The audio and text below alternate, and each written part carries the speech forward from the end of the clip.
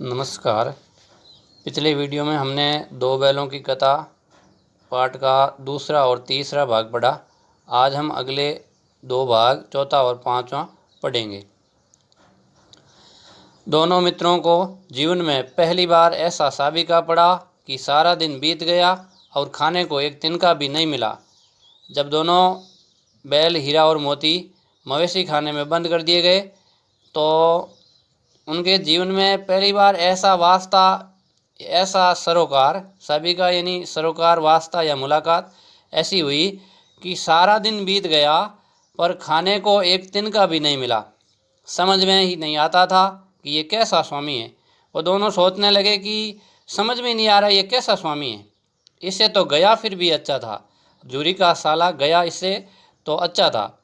यहाँ कई भैंसें थी, कई बकरियाँ, कई घोड़े, कई गधे, पर किसी के सामने चारा नहीं था।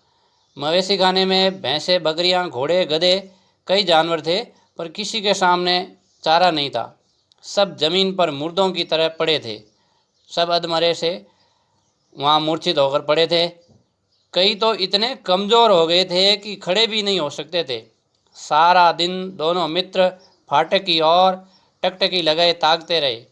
दोनों मित्र हीरा और मोती पूरे दिन उस मवेशी खाने के फाटक की ओर एकटक ताकते रहे, देखते रहे कि कोई चारा लेकर आएगा, पर कोई चारा लेकर आता न दिखाई दिया। तब दोनों ने दीवार की नमकीन मिट्टी चाटनी शुरू की, पर इससे क्या तृप्ति होती। जब बाहर से कोई चारा आता नहीं दिखाई दिया तो उन्होंने दीवार में लगी मिट्टी जो नमकीन थी, नमकीन मिट्टी को खाना शुरू किया, पर इससे क्या भूख मिटती।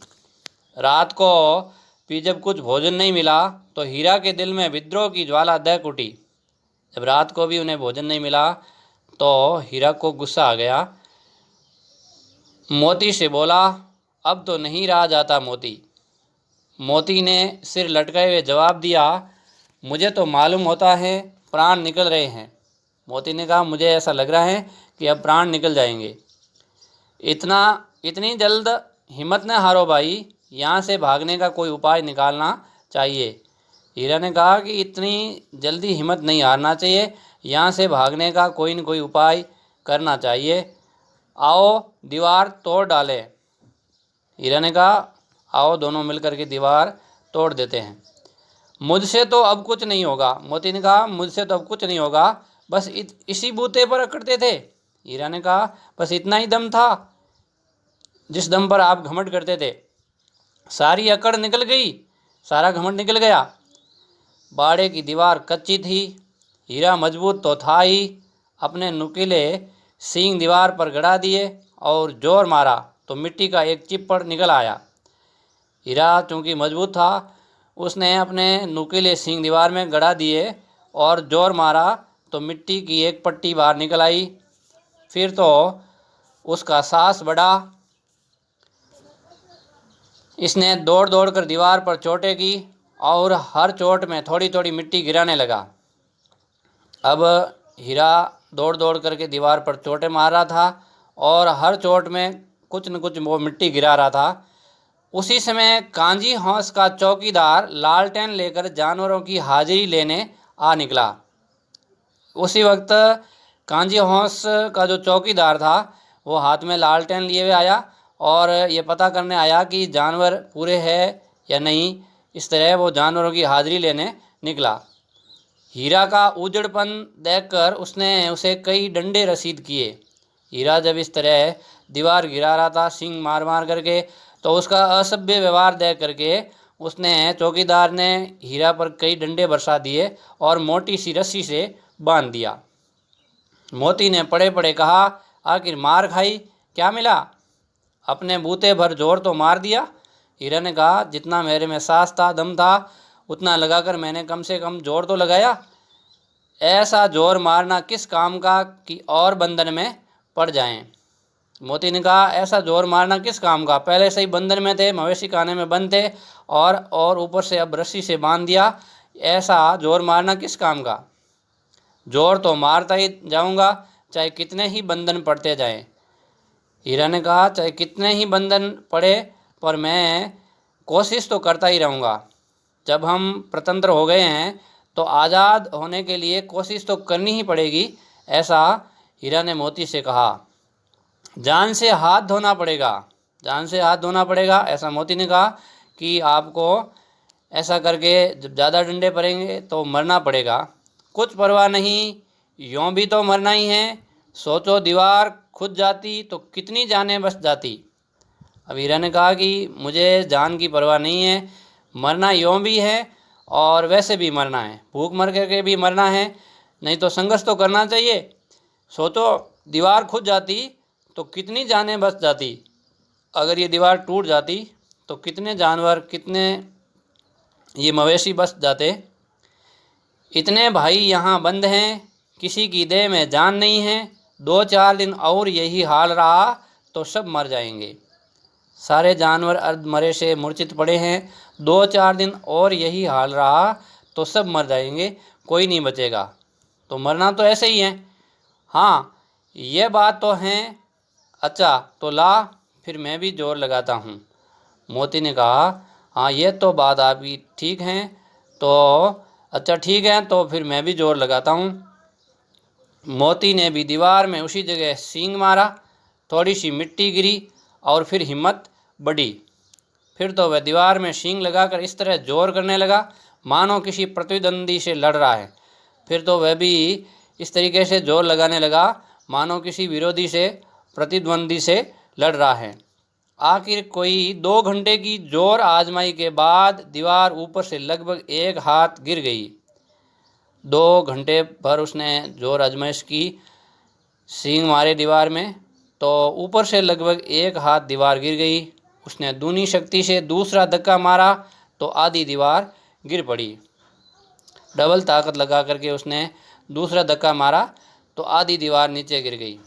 दीवार का गिरना था कि अधमरे से पड़े हुए सभी जानवर चेत उठे। उन्हें जो मूर्छित जानवर थे उन्हें चेतना आई, सभी जानवर चेत उठे। 3 घोड़ियाँ सरपट भाग निकली। 3 घोड़ियाँ मवेशी खाने में बंद थी, वो वहाँ से फटाफट भाग निकली। फिर बकरियाँ निकली, इसके बाद भैंसें भी खिसक गई, भैंसें भी वहाँ से निकल गई। पर गधे अभी तक ज्यों के त्यों खड़े थे।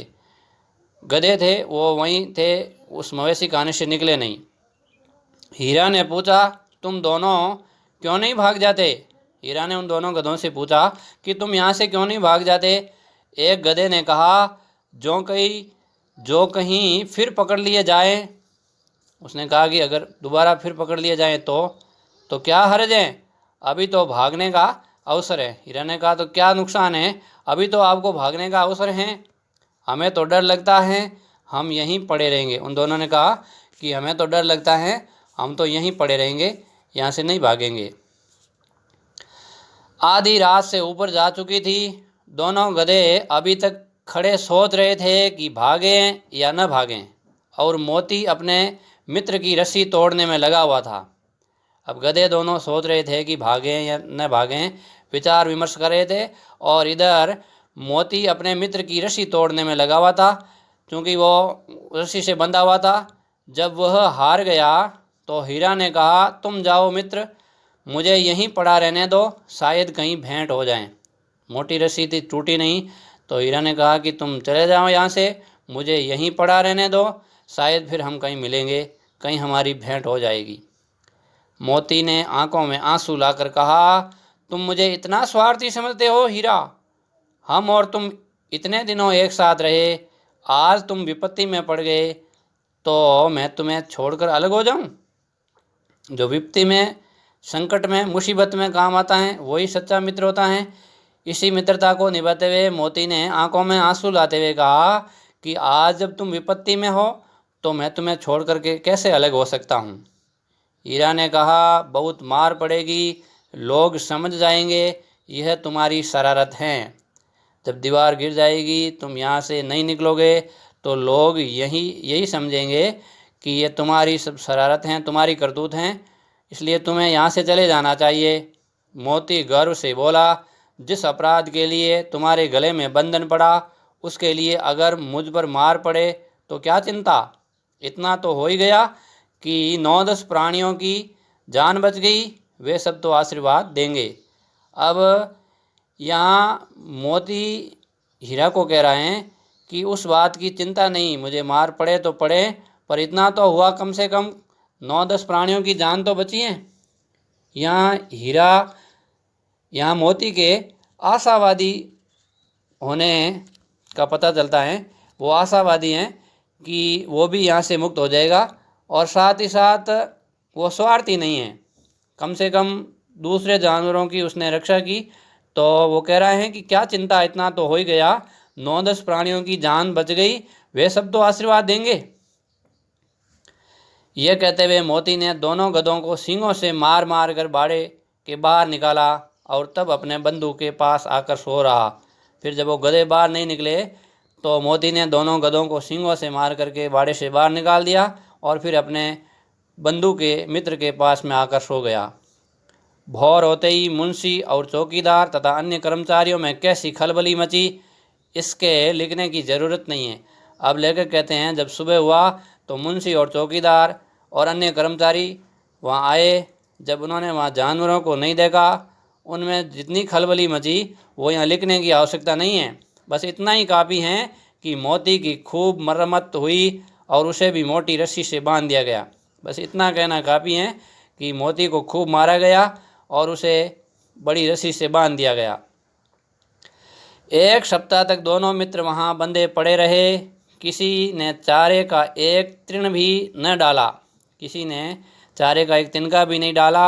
हाँ, एक बार पानी दिखा दिया जाता था, एक आध बार उनको पानी पिला दिया जाता था, यही उनका आधार था। दोनों इतने दुर्बल हो गए कि उठा तक नहीं जाता था, ठठरियाँ निकल आई थी। अब केवल पानी ही उनका जीवन का आधार था। दोनों भूख के मारे इतने दुर्बल हो गए कि उठ तक नहीं सकते थे और ठठरियाँ यानी हड्डियों का ढांचा, हड्डियाँ दिखने लगी, हड्डियाँ निकल आई थी। एक दिन बाड़े के सामने डुग्गी बजने लगी और दोपहर होते होते वहाँ 50-60 आदमी जमा हो गए। अब वहाँ बोली लगने लगी। पशुओं को नीलाम करने के लिए बोली लगने लगी। तब दोनों मित्र निकाले गए और उनकी देखभाल होने लगी। लोग आ करके उनकी सूरत देखते और मन फीका करके चले जाते। अब जब पशु बेचने थे तो उन दोनों पशुओं को कुछ चारा पानी डाला जाने लगा, उनकी देखभाल होने लगी। अब लोग आ करके उनकी सूरत देखते, वो थके मांदे दुबले थे, इसलिए लोग जब उनकी सूरत देखते तो मन फीका करके चले जाते। ऐसे मृतक बैलों को कौन खरीदार होता? ऐसे मरीज जो अधमरे से दुर्बल जानवर थे, पशु थे, बैल थे, उनका कौन खरीदार होता? अर्थात उन्हें किसी ने नहीं खरीदा।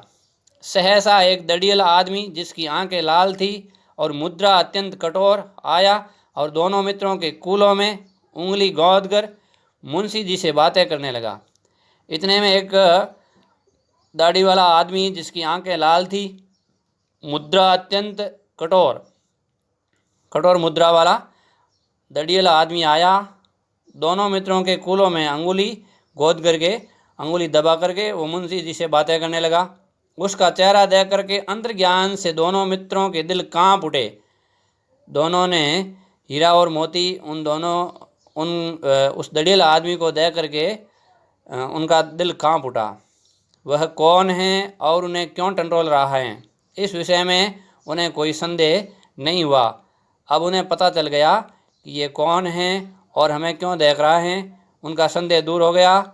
दोनों ने एक दूसरे को भीत नेत्रों से देखा और सिर झुका लिया। दोनों ने एक दूसरे को डरी हुई आंखों से देखा और नज़रें झुका ली, सिर झुका लिया। हीरा ने कहा, गया के घर से नहाक भागे। अब हीरा ने कहा कि गया के घर से हम फालतू ही भागे, अब जान नहीं बचेगी, अब मरना निश्चित है। मोती ने अश्रद्धा के भाव से उत्तर दिया, कहते हैं भगवान सबके ऊपर दया करते हैं, उन्हें हमारे ऊपर क्यों दया नहीं आती? मोती ने हीरा से कहा, कहते हैं भगवान दयालु हैं, तो भगवान को हमारे ऊपर दया क्यों नहीं आती? भगवान के लिए हमारा मरना जीना दोनों बराबर हैं। चलो अच्छा ही हैं, कुछ दिन उसके पास तो रहेंगे। एक बार भगवान ने उस लड़की के रूप में हमें बचाया था, क्या अब नहीं बचाएंगे? अब मोती ने कहा कि चलो हमारा मरना जीना दोनों बराबर हैं, ये अच्छा ही है। कुछ दिन उसके पास में रहेंगे। एक बार जैसे वो लड़की एक बार जब भगवान ने उस लड़की के रूप में हमें बचाया, तो अब वो किसी न किसी रूप में बचाएंगे। यह आदमी छुरी चलाएगा, देख लेना। अब हीरा ने कहा कि यह आदमी तो हमारे ऊपर छुरी चलाएगा, देख लेना। तो मोती ने कहा तो क्या चिंता है, मांस खाल सींग हड्डी सब किसी न किसी काम आ जाएंगे। यानी हमारे जो मांस हैं, खाल हैं, सींग हैं, हड्डी, ये किसी न किसी के तो काम आ ही जाएगी। नीलाम हो जाने के बाद दोनों मित्र उस दड़ियल के साथ चले। दोनों की बोटी बोटी कांप रही थी, दोनों का प्रत्येक अंग कांप रहा था। बेचारे पांव तक न उठा सकते थे, पर भय के मारे गिरते पड़ते भागे जाते थे, क्योंकि वह जरा भी चाल धीमी हो जाने पर जोर से डंडा जमा देता था। अब दोनों हीरा और मोती बेचारे, चूँकि वो दुर्बल थे, फिर भी पांव भी नहीं उठा पा रहे थे, पर डर के मारे गिरते पड़ते चले जा रहे थे उसके साथ में। अगर वो नहीं चलते तो जरा सी भी चाल धीमी हो जाती, वो दड़ियल उनके ऊपर डंडे बरसाता। राह में गाय बैलों का एक रेवड़ हरे हरे हार में चरता नजर आया। रास्ते में जब वो चल रहे थे तो मार्ग में गाय बैलों का एक रेवड़ यानी झुंड हरे हरे खेत में चरता हुआ नजर आया। सभी जानवर प्रसन्न थे, चिकने चप्पल। अब वहाँ चलने वाले सभी जानवर, बकरियाँ, भेड़, सभी जानवर खुश थे, चिकने और चप्पल चालाक थे। कोई उछलता था, कोई आनंद से बैठा पागुर करता था, कोई आनंद से बैठा जुगाली कर रहा था। कितना सुखी जीवन था इनका, पर कितने स्वार्थी हैं सब। किसी को चिंता नहीं कि उनके दो भाई बदी के हाथ पड़े कैसे दुखी हैं। अब वो दोनों बैल सोच रहे हैं कि सब अपने काम में मस्त हैं, किसी को क्या चिंता हमारी, सब स्वार्थी हैं। उनको यह तक पता नहीं कि उनके दो भाई किसी शिकारी के हाथ में पड़े कितने दुखी हैं। सहसा दोनों को ऐसा मालूम हुआ कि ये परिचित रहा है। अचानक उनको ऐसा मालूम हुआ कि यह तो उनका जाना पहचाना रास्ता है। हाँ, इसी रास्ते से गया उन्हें ले गया था। उन्हें याद आया कि हमें गया इसी रास्ते से ले गया था। वही खेत, वही बाग, वही गांव मिलने लगे। प्रतिक्षण उनकी चाल तेज होने लगी। ज्यों ज्यों उन्हें रास्ता जाना पहचाना लगा, वो तेज चलने लगे। सारी थकान, सारी दुर्बलता गायब हो गई। आह, ये लो, अपना ही हार आ गया। इसी कुएं पर हम पुर चलाने आया करते थे, यही कुआं है। अब दोनों ने कहा कि देखो, ये अपना खेत भी आ गया, ये कुआं है जिस कुएं पर हम पुर चलाया करते थे, यानी पानी निकालते थे, ये वही कुआं है। मोती ने कहा हमारा घर नगीच आ गया। मोती ने कहा देखो, हमारा घर भी नज़दीक आ गया। हीरा बोला भगवान की दया है, मैं तो अब घर भागता हूँ, ये जाने देगा, इसे मैं मार गिराता हूँ। मोती ने कहा ये नहीं जाने देगा तो मैं इसे मार गिराता हूँ।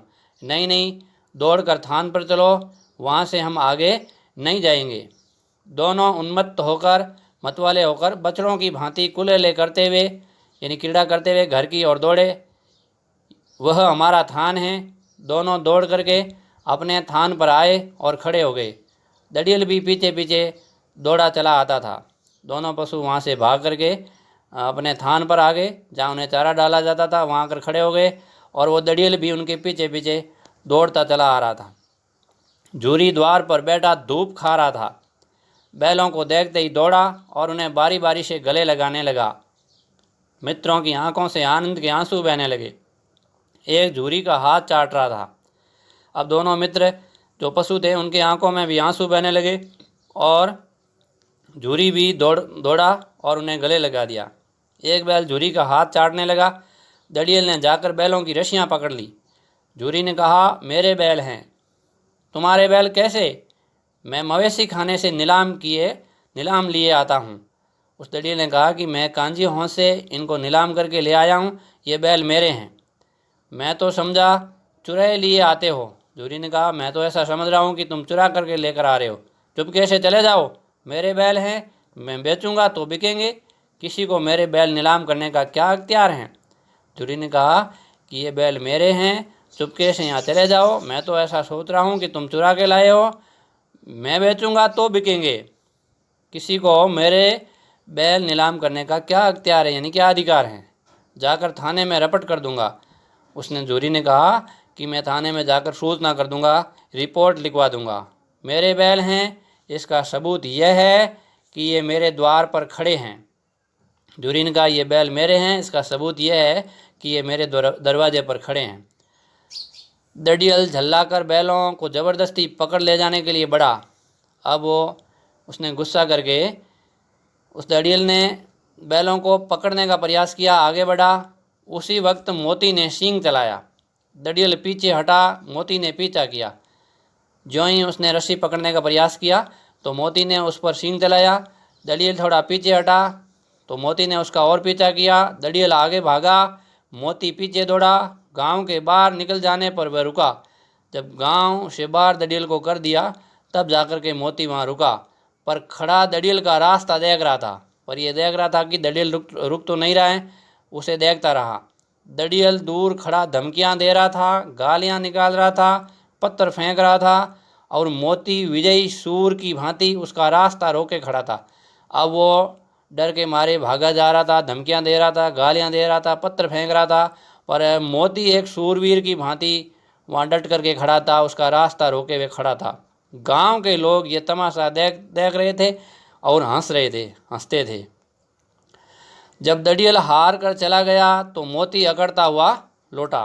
जब दड़ियल वहाँ से मन मार करके हार कर चला गया तो मोती घमंड से चूर होता हुआ वापस अकड़ता हुआ लौटा। हीरा ने कहा, मैं डर रहा था कि कहीं तुम गुस्से में आकर मार न बैठो। मोती ने कहा कि मुझे तो डर लग रहा था कि कहीं तुम गुस्से में आकर उसे मार नहीं दो। अगर वह मुझे पकड़ता तो मैं बेमारे नहीं छोड़ता। मोती ने कहा, अगर वो मुझे पकड़ता तो मैं बिना मारे उसे नहीं छोड़ता। अब न आएगा तो दूर से ही खबर लूँगा। हीरा ने कहा, अब वो आएगा नहीं। मोती ने कहा, आ ही जाएगा तो मैं उसकी दूर से ही खबर लूँगा, देखूँ कैसे ले जाता है, जो गोली मरवा दे। अब हीरा ने कहा, अगर वो गोली चला दे तो मर जाऊँगा पर उसके काम नहीं आऊँगा। मैं गोली खाकर मर जाऊँगा पर उसके बिल्कुल ही काम नहीं आऊँगा। हमारी जान को कोई जान ही नहीं समझता। मोती ने कहा, हमारी भी तो जान है, हमारी जान को कोई जान ही नहीं समझता, इसलिए कि हम इतने सीधे हैं। इसलिए हमें कोई हमारी जान को जान नहीं समझता कि हम इतने सीधे हैं। मोती के कहने का भाव है कि शोषित को भय और यातना के सिवा कुछ प्राप्त नहीं होता है, इसलिए शोषण बिना फालतू का सहन नहीं करना चाहिए। जरा देर में नांदों में खली, भूसा, चोकर और दाना भर दिया गया। थोड़ी देर बाद में जो उन दोनों को चारा डालने के नान थे उनमें खली, भूसा, चोकर यानी गेहूँ, जौ आदि के आटे को छानने पर उसका बचा हुआ छिलके का जो अंश जो दरदरा या मोटे कणों के रूप में रहता है वो चोकर दाना भर दिया गया। दोनों मित्र खाने लगे। झूरी खड़ा दोनों को सहला रहा था और 20 लड़के तमाशा देख रहे थे। सारे गांव में उत्साह सा मालूम होता था, सारे गांव में उत्साह जैसा लग रहा था, मालूम हो रहा था। उसी समय मालकिन ने आकर दोनों के माथे चूम लिए। धन्यवाद।